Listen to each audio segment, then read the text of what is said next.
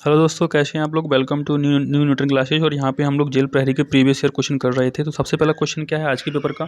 आज के पेपर में जो सबसे पहला क्वेश्चन है वो है कि केंद्रीय मानव संसाधन विकास मंत्रालय ने घोषणा की है कि भारत की सबसे लोकप्रिय प्रतियोगी परीक्षा जेई और नीट किसके द्वारा आयोजित की जाएंगी। तो अब ये परीक्षा जो है नेशनल टेस्टिंग एजेंसी के द्वारा आयोजित की जाएंगी।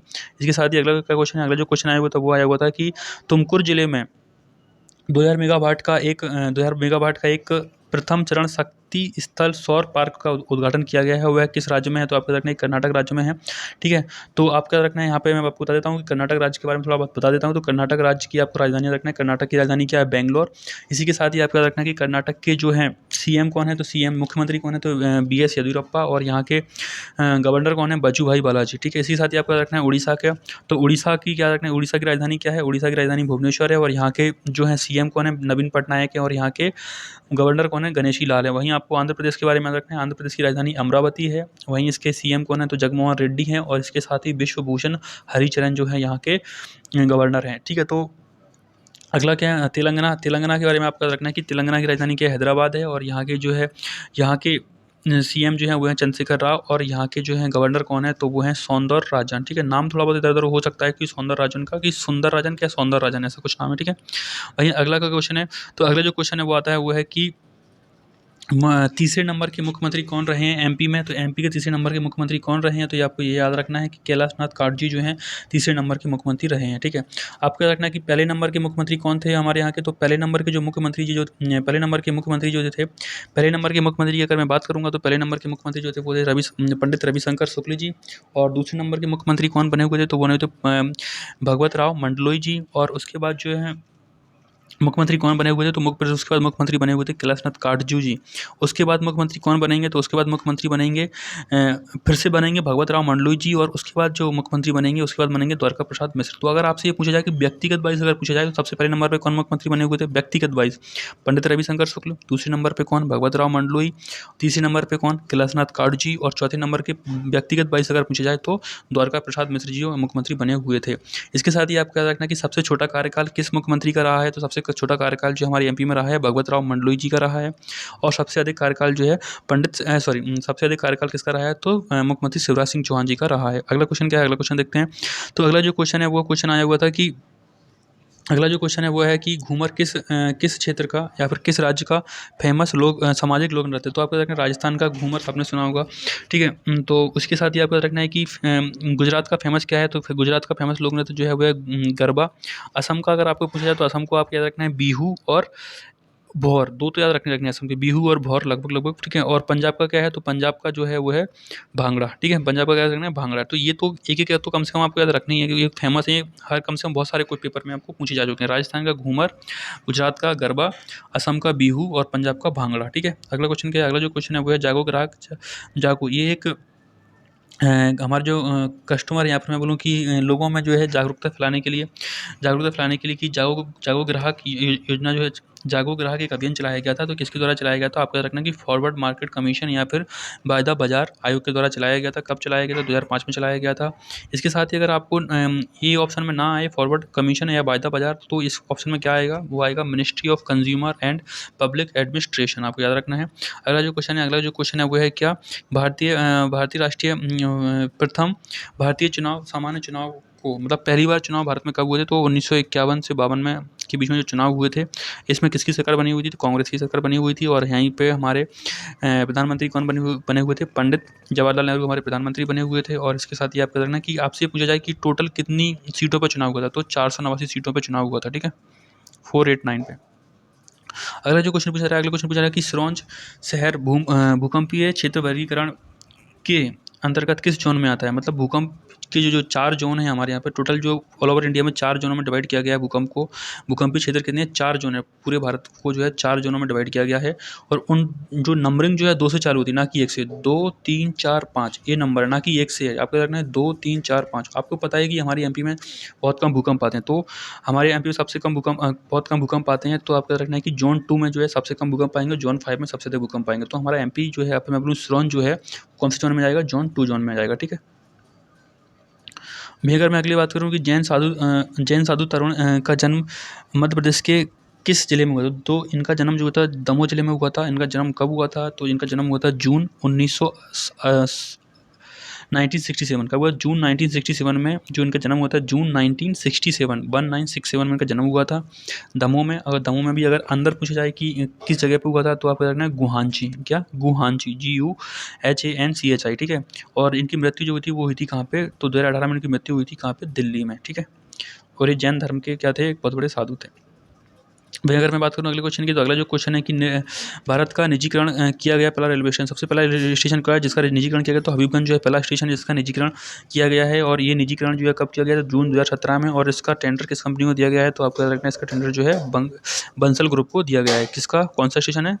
हबीबगंज, ठीक है। वहीं अगर अगला क्वेश्चन क्या है कि जो है अगला क्वेश्चन क्या है कि मध्य प्रदेश की जापानी औद्योगिक टाउनशिप कहाँ पे स्थापित की गई है? तो की जाएगी, तो ये की जाएगी कहाँ पे? पीथमपुरा में की जाएगी। पीथमपुरा किस जिले में आता है? धार जिले में आता है। और पीथमपुरा को भारत का डेट्रॉइट भी कहा जाता है। एक बहुत बड़ा इंडस्ट्रियल केंद्र है, ठीक है। इंडस्ट्रियल केंद्र है हमारी एमपी का पीथमपुर, ठीक है। मैं अगर मैं अगली बात करूँ कितनी राष्ट्रीय योजनाएं अभी तक लागू की गई हैं? देखो, ठीक है, राष्ट्रीय योजनाएं जो लागू की गई हैं, एनुअल वार्षिक योजनाएं, सॉरी, राष्ट्रीय वार्षिक योजनाएं अब तक प्रस्तावित की गई, कितनी की गई हैं? तो आपको देखना 6 जो है राष्ट्रीय वार्षिक योजनाएं जो प्रस्तावित की जा चुकी हैं अभी तक। वहीं अगर अगले क्वेश्चन की मैं बात करूं, तो अगला जो क्वेश्चन है कि मध्य प्रदेश के किस जिले में नौरादेही अभ्यारण्य? तो ये जो है सागर जिले में आपको याद रखना है, ठीक है। सागर जिले में नौरादेही अभ्यारण्य है। वहीं अगला क्वेश्चन की अगर मैं बात करूं, अगला क्वेश्चन क्या हुआ था कि जनवरी 2018 में फ्रेंड्स ऑफ एमपी समिट कहाँ आयोजित की गई थी? तो फ्रेंड्स ऑफ एमपी समिट कहाँ की गई थी? आपको देखना है इंदौर में की गई थी। जो बड़ी बड़ी कंपनियां हैं उनको हमारे एमपी में इन्वेस्ट करवाने के लिए जो ये समिट की गई थी, कब? इंदौर में, जनवरी 2018 में, ठीक है। अगला जो क्वेश्चन है वो है कि रानी अहिल्याबाई होलकर द्वारा संरक्षित रेशम और सूती धागे के साथ बने हुए कपड़ों के नाम बताइए। तो इसका क्या नाम है? तो महेश्वरी साड़ी जो है इसमें आती हैं। आपको याद रखना है कि देवी जो रानी अहिल्याबाई जो है होलकर जो है किस वंश से संबंधित हैं? तो आपको समझ में आ रहा होगा ये होलकर वंश से संबंधित हैं। और होलकर वंश के बारे में आपको बता देता हूँ कि होलकर वंश की शुरुआत किसने की हुई थी? तो होलकर वंश की शुरुआत जो की हुई थी वो की हुई थी मल्हारराव होलकर प्रथम के द्वारा। और इसके अंतिम सम्राट कौन थे? तो आपको याद रखना है यशवंत राव होलकर द्वितीय जो इसके अंतिम सम्राट थे, ठीक है। अगला जो क्वेश्चन है तो अगला क्या क्वेश्चन है? तो अगला जो क्वेश्चन आया हुआ था कि मध्य प्रदेश में 2018 में वार्षिक शासकीय स्वच्छ सर्वेक्षण में दूसरे स्थान पर कौन आया था? दूसरे स्थान पर जो आया हुआ था वो आया हुआ था भोपाल।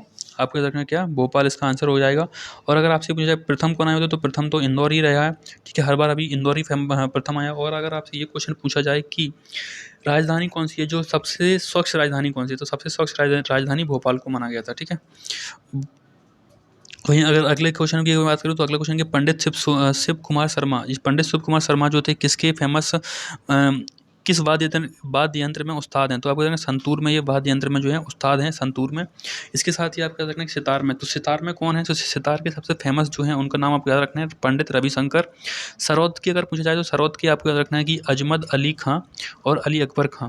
वहीं अगर आपसे पूछा जाए कि संतूर के को पंडित शिव कुमार शर्मा हो गए। वहीं अगर आपसे पूछा जाए बीना के, तो बीना के आपको याद रखना है बालचंद्र। इसके साथ ही अगर आपसे पूछा जाए तबला के जो है जाकिर हुसैन।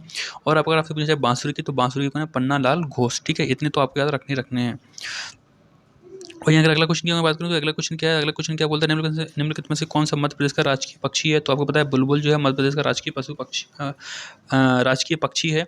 तो इसका नाम क्या है? दुधराज या फिर सुल्ताना बुलबुल। अगर इसका साइंटिफिक नाम आपको याद रखना पड़ेगा क्या है? एशियाई पैराडाइज फ्लाई कचर, ठीक है।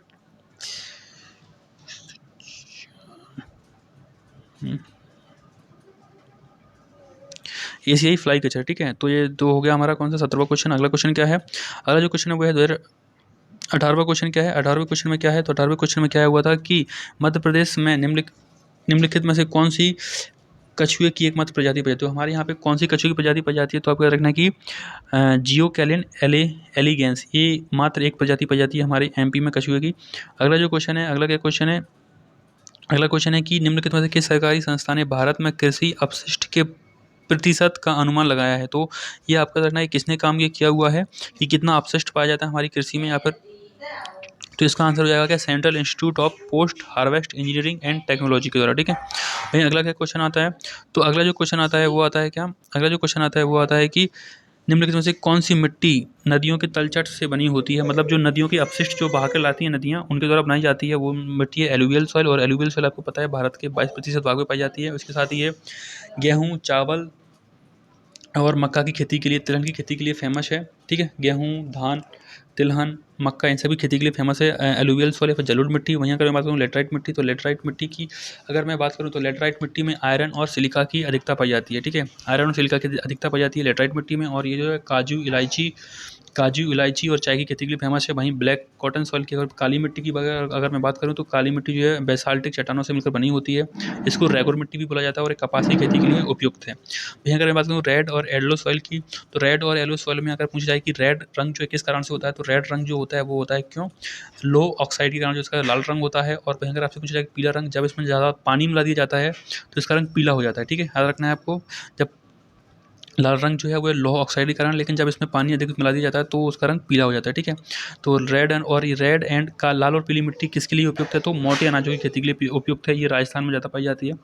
और इसके साथ इसमें गेहूँ, मोटे अनाजों के साथ साथ इसमें गेहूँ और दालें भी इसमें उगाई जाती हैं। ठीक है, तो ये थे आज के हमारे 20 क्वेश्चन। आज के लिए इतना ही। Thank you.